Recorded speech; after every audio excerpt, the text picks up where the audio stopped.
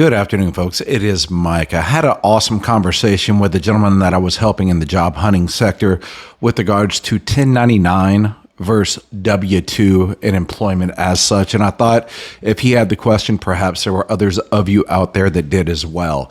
So what was the question, or what was the circumstance? Backstory is the gentleman was reached out to that I'm talking with and helping, so I wasn't there privy to the conversation, but he was essentially offered upwards of $97 an hour, but it came with a stipulation in that it was a 1099 role. And I understand that not everybody understands how 1099 versus W-2 works, especially veterans getting out of service and getting ready to enter into the civilian sector. So perhaps you haven't been exposed to it.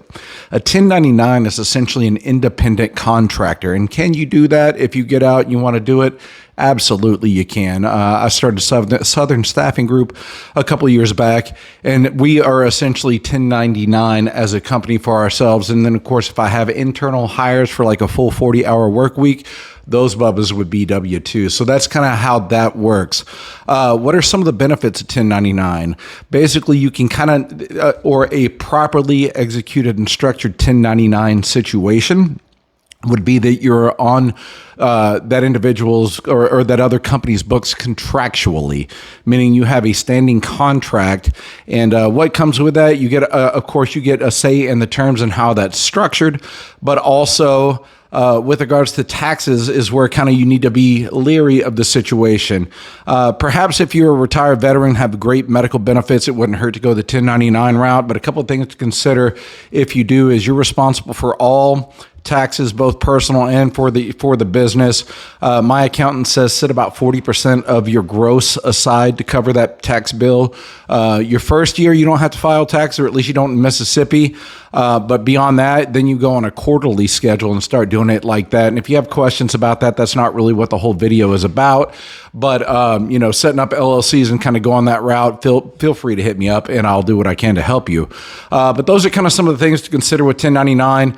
Ultimately, I recommended in his particular situation that he go ahead and look for a W-2 type role. If you're not ready to take on the other things that come along with running a business, so you're going to have the books aspect of it. You're also going to be maintaining kind of your books for yourself if you're trying to, account for office expenses and things like that.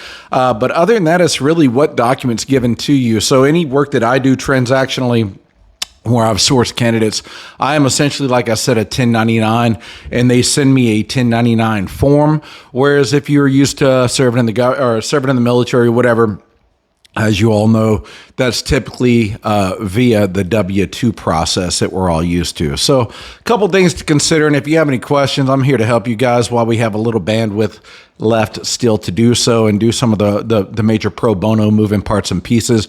And I'm helping about 10, 12 bubbas right now, a lot of the nuke folks, etc., and would love to expand that into the combat systems and prime power folks. So if you're struggling through some of your transition, and just have questions, hit me up, reach out. I'm here to help. And then likewise on the resumes and stuff like that, I'll give you pointers. And I'm taking a couple of calls, 3, 4 calls a week with regards to trying to help folks via that way. But that's all we have for today. Hopefully it's helpful and useful. 1099 versus W-2 and some of the considerations to take into account. Hope you have a fantastic one. Mike out.